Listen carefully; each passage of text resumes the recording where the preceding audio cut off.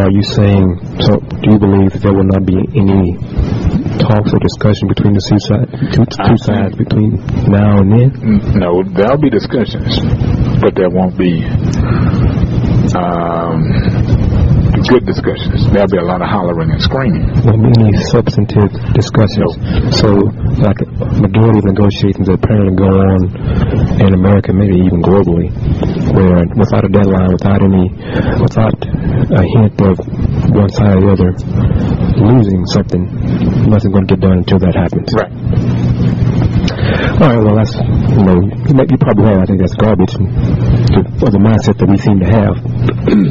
But, whatever. Until they make a decision, they haven't sat down yet and said they've gotten close. It's basically been a lot of posturing. Oh, yeah. The NFL and see,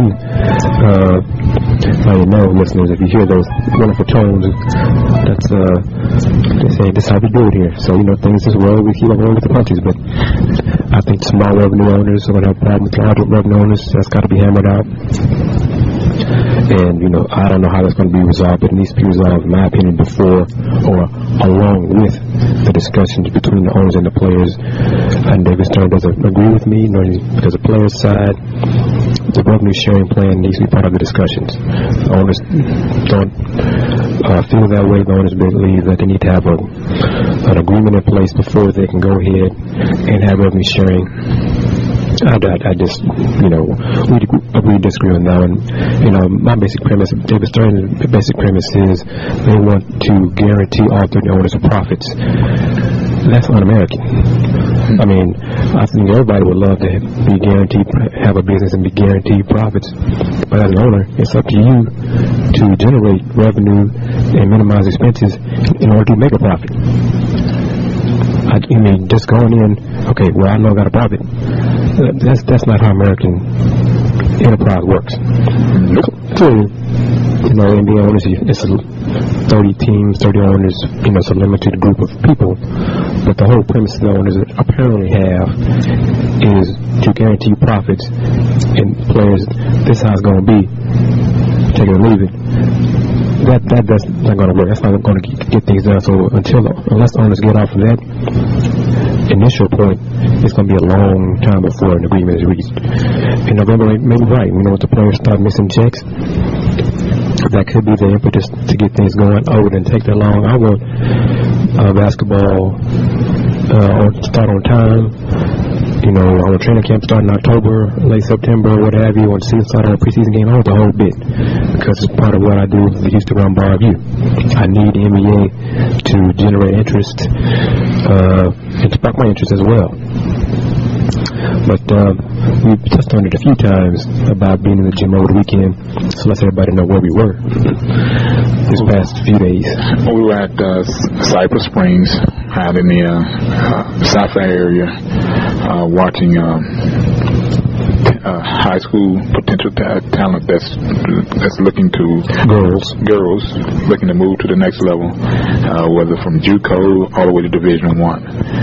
Quite a few coaches in the stands, but over 2 days that we were in the gym, Friday and Saturday, there was a lot of talent, but there was nobody that actually stood out as an overall number one that we saw that would be on the horizon within 2 years. Well, I disagree with that.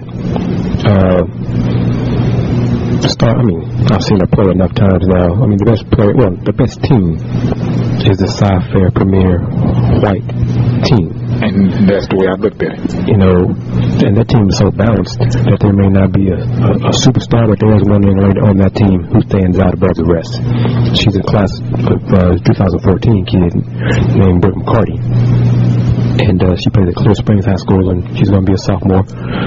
She's a 5'5" point guard, but the organizer of the event, Mr. Cedric Floor, told us in an interview, at the end of the interview, that legendary college coach Pat Summitt worries about Brooke McCarty's maturity level at such a young age for a point guard.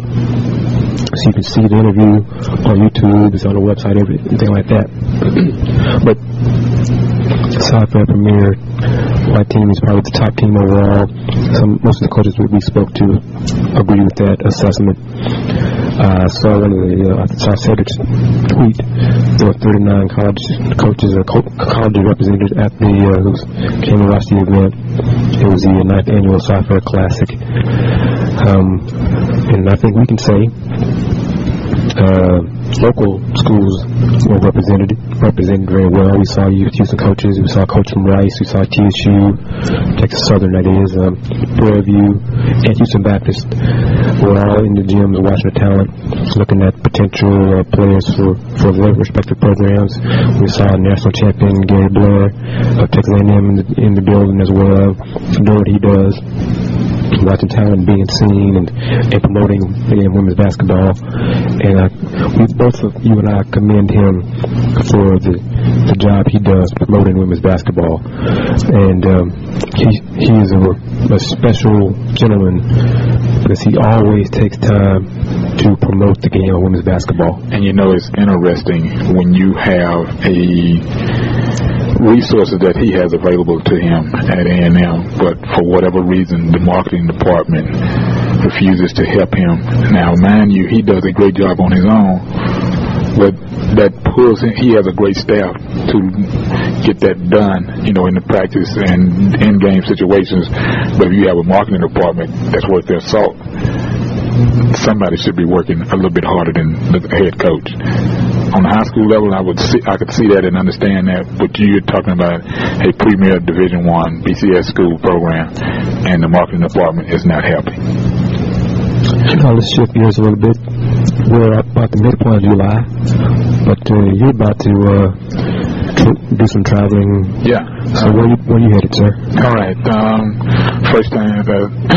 The first day out of the first football media day is scheduled for me, is the Big 12 in Dallas, Texas at the for media day 25th and 26th. That's a Monday and a Tuesday, and then from there I leave out of DFW to Vegas for the White Football Media Day, which is 27th and 28th.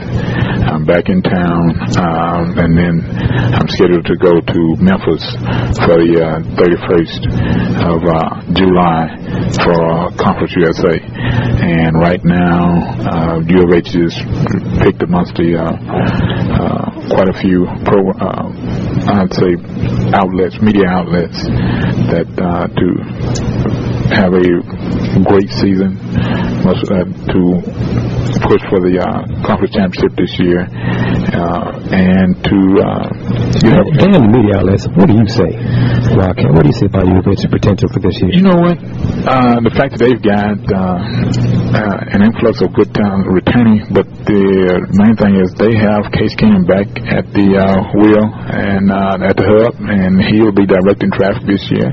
So with that being said, I basically picked U of H because without him we saw what they look like. Now with him back and in charge and having a year to basically grasp, look at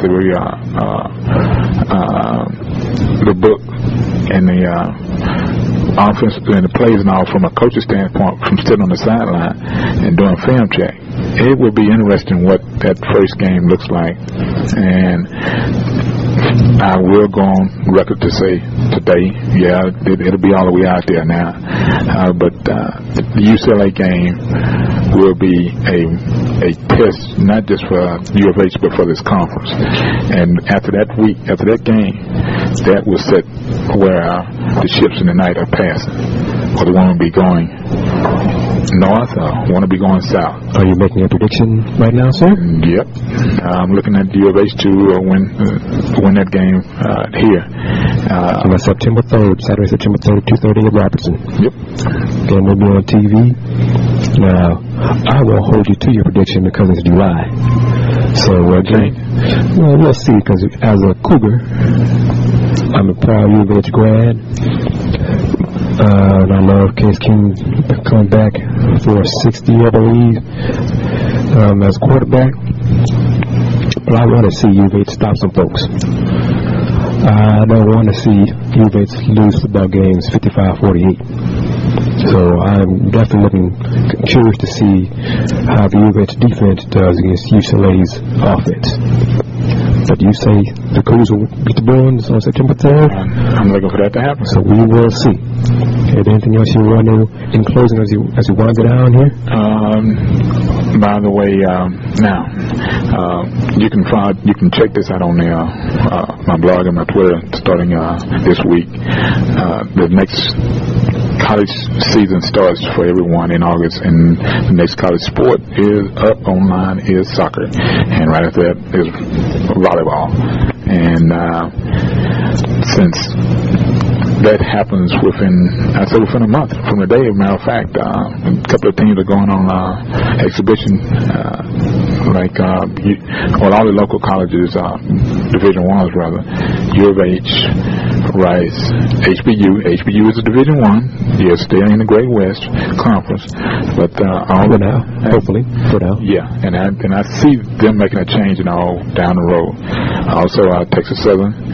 It'll be interesting how all this works out, because all four of those teams are scheduled to play against each other, whether in soccer or volleyball, either an exhibition or just preseason.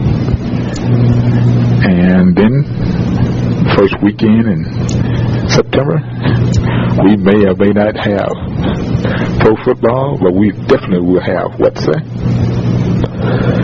We'll have college football in September. For sure. What are you talking about? Well, that's pretty much what everybody be watching. Without a doubt, if there's no NFL, college football will be king, despite all of the warts, which we won't get into. That's a whole other discussion about the trials and tribulations of the college football and third parties and the like. We won't get into the third parties because it's just too far out there right now. I'm not going to get into it. We'll let the NCAA and other people resolve those discussions and decisions and ramifications and rules and things that have probably been bent, if not broken, and etc. But do you want to conclude, wrap it up, and ask anybody to check out your blogs or your tweets? Yeah, or anything like that? You can check out my tweets at AKSV the CSR blog, AKSV the CSR, the College Sports Reporter. You can check out the next issue of A King Size View. It's due out online here within the week, and you can see the new schedule. Check out the new front page advertising. You can contact us all at the KAP Productions at www.kingsizeview.com. Contact page, advertising page is all right there. It's one stop. You can also register for news online, and you can once you make the contact, you can also ask for home delivery. We do that also. Big things with King Size View. Yes. Oh, by the way,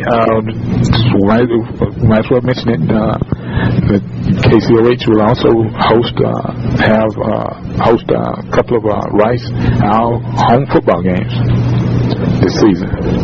More than a couple. Well, let's say at least, 4 or 5? At least 4. And you and I had a small part in getting Rice Styles football on KCOH 1430 AM. Website for the station is KCOHradio.com. And we are sure of at least 4 games. There may be more than that, but we are sure of at least 4. Once again, he is the Ward Wildcat. I am KG. My website is HoustonRoundballReview.com. I'm on Twitter. Twitter is at THEHR Review. Also got a YouTube channel, Houston Roundball, on YouTube, on Facebook as well, Houston Roundball Review Facebook fan page. Hope you enjoyed this third edition of the podcast. We'll continue doing them in the summer. Hope you like them. I think it'd be better probably to contact us either on Twitter or Facebook or even email. And then to wrap it up in closing, as is my customary wind up, be true, be cool, and do more.